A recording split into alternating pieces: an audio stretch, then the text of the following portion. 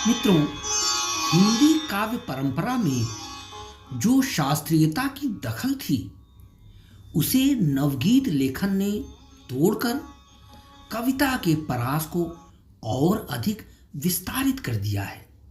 वैसे तो हिंदी कविता की छंदबद्ध रचनाओं में बहुत प्रयोग किए गए हैं, जिससे यह नहीं बताया जा सकता है कि छांदिक अनुशासनों से आबद्ध कविताओं के कितने प्रकार हैं।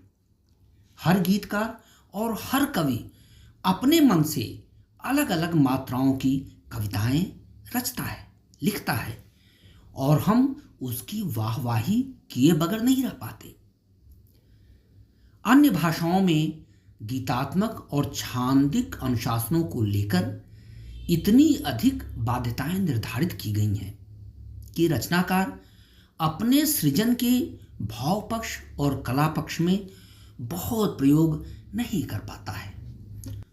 अस्तु नवगीत के संबंध में मात्रिक अनुशासनों का स्थान गेयता ने ले लिया है।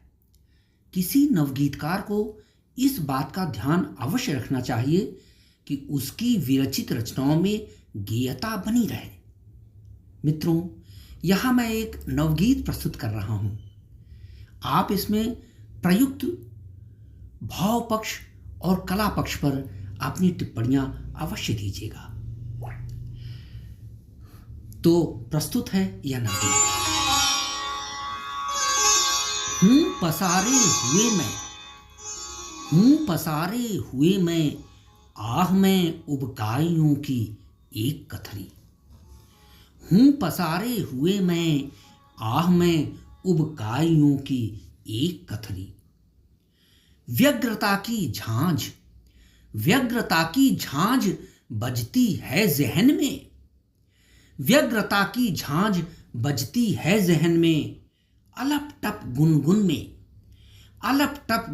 में खोया है ये मन। अलप टप गुनगुन में खोया है ये मन। दिल में बजता ढोल है मनहूसियत का। हूं डुबोए हुए मैं, डबडबाती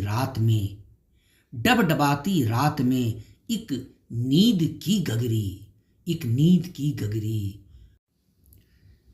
चेतना की मक्खियां हैं भिन भिनाती आस्थाओं में। चेतना की मक्खियां हैं भिन भिनाती आस्थाओं में। भावना खुजला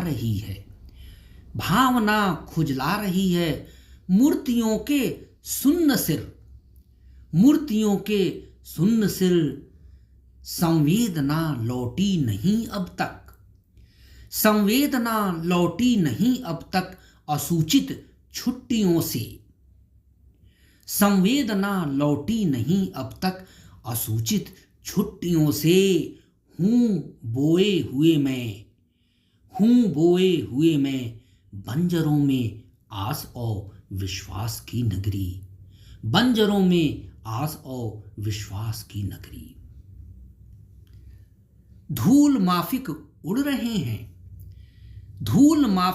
रहे हैं सब दुआओं के असर।